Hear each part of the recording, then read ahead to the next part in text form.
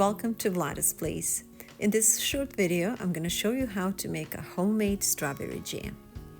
This is a great way to avoid all the fillers and the corn syrup that we often find in our jams. So once the strawberries are in season, wait for the sale and buy a bunch. And making jam is so simple, and basically all you need is 3 parts strawberry and 1 part sugar. If you like, you can add extra sugar, but basically this is a simple recipe, and all that's left to do is to allow jam to simmer and reduce to this consistency.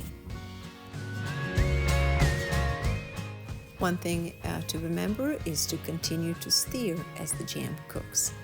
And as for the consistency, keep in mind that whatever consistency you have while the jam is hot, it will be a bit thicker once it cools off.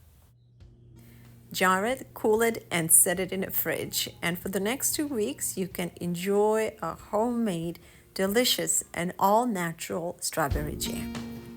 If you're into eating clean and all-natural foods, please join our channel.